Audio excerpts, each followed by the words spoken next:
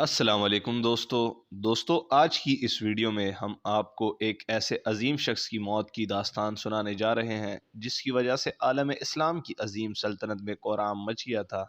تو چلیے شروع کرتے ہیں۔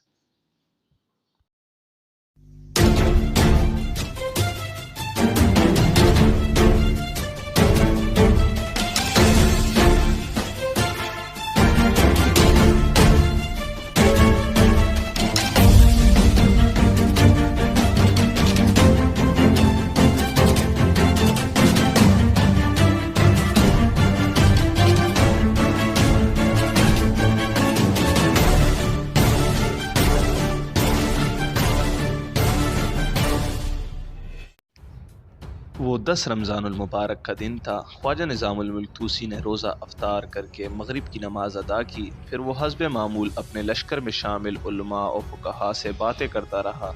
گفتگو کے دوران اس نے بڑی تفصیل اور بڑے جذب و سوز کے ساتھ نہاوند کا ذکر کیا اور کہا کہ یہ وہ مقام ہے جہاں عمر فاروق رضی اللہ تعالیٰ عنہ کے عہد میں فتح نصیب ہوئی۔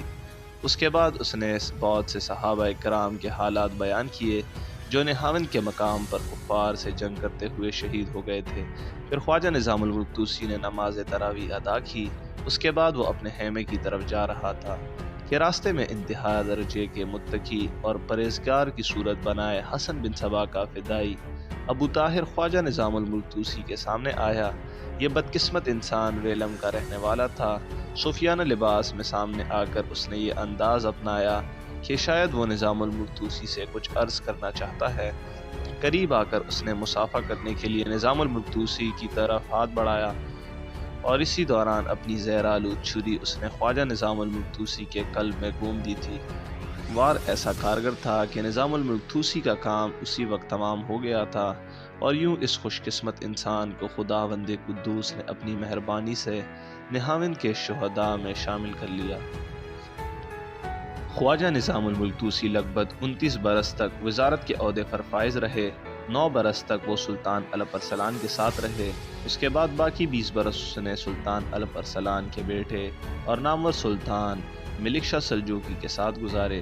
سلطان ملک شاہ سلجوقی کے دور حکومت میں ان کی وزارت کسی حکمران سے کم نہ تھی۔ حسن بن صبا کے فدائی ابو طاہر حارث نے نظام الملک طوسی کا خاتمہ کر دیا تھا۔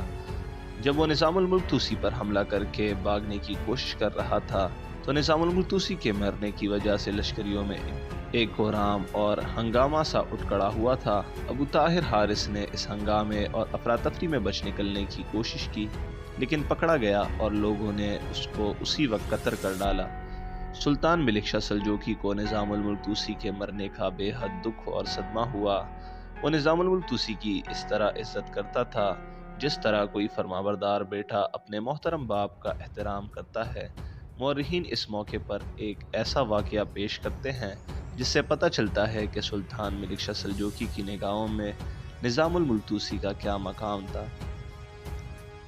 کہتے ہیں ایک بار نظام الملک طوسی کے مخالفین نے سلطان ملک شاہ کے پاس شکایت کی کہ خواجہ نے مدرسہ نظامیہ کے اخراجات حد سے بڑھا دیے ہیں اور تعلیم پر زیادہ رقم خرچ کرتے ہیں، حالانکہ اس رقم سے ایک زبردست لشکر تیار کیا جا سکتا ہے۔ سلطان ملک شاہ سلجوقی نے پہلے تو اس شکایت کو رد کیا، لیکن جب اس کے کانوں میں بار بار یہ شکایت ڈالی گئی کہ مدارس و مکاتب کے اخراجات سے بیت المال خالی ہو رہا ہے، تو اس نے ایک دن نظام الملک طوسی کو اشارتاً کہا، لشکری مصارف کی بہت ضرورت ہے، کیونکہ اتنی وسیع سلطنت کی حفاظت اور دشمنوں کے حوصلے پست کرنے کے لیے ایک زبردست لشکر کا رکھنا ناگزیر ہے۔ آپ مدارس کے لیے رقم منظور کرتے وقت اس کا لحاظ رکھا کریں تاکہ لشکری مصارف اور تعلیمی اخراجات میں ایک توازن قائم رہے۔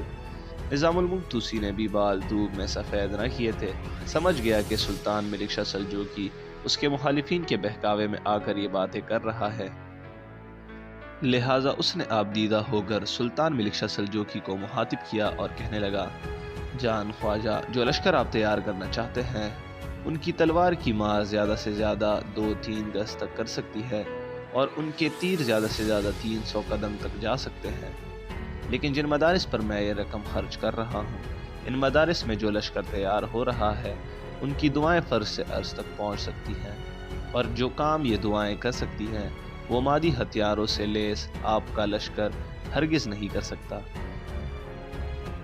اس امر کو میں تسلیم کرتا ہوں کہ ایک بڑے اور زبردست لشکر کی ضرورت درست ہے، لیکن اس کے لیے مدارس میں تیار ہونے والے لشکر میں کمی کرنے کا کوئی جواز نہیں ہے۔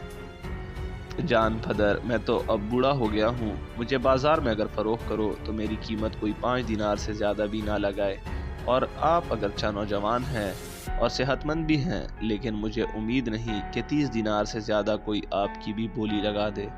باوجود اس حقیقت خلقی کے کہ اللہ تعالیٰ نے آپ کو اتنی عظیم الشان سلطنت کا فرمانروا بنا دیا ہے، تو آخر چند لاکھ دینار اشاعت علم پر صرف کر کے آپ احکم الحاکمین کی خوشنودی کے حقدار بننے سے کیوں گریز کرتے ہیں؟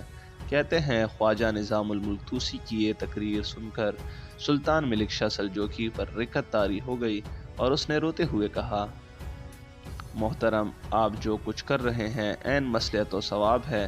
آپ اہل علم کا لشکر ضرور تیار کریں اور اس کام کے لیے جتنی رقم کی ضرورت ہو بلا دریغ صرف کریں۔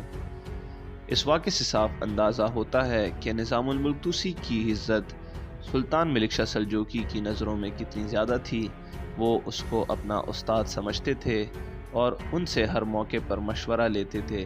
ان کے خلاف آنے والی شکایات کو وہ رد کر دیا کرتے تھے۔ حسن بن صبا نے بھی کئی بار نظام الملک طوسی کو سلطان ملک شاہ کی نظروں میں گرانے کی کوشش کی تھی، لیکن سلطان ملک شاہ سلجوقی نے اس پر حسن بن صبا کو محل سے نکال دیا تھا۔ بعد ازاں حسن بن صبا فدائیوں میں شامل ہوا اور ان کا سربراہ بن گیا تھا۔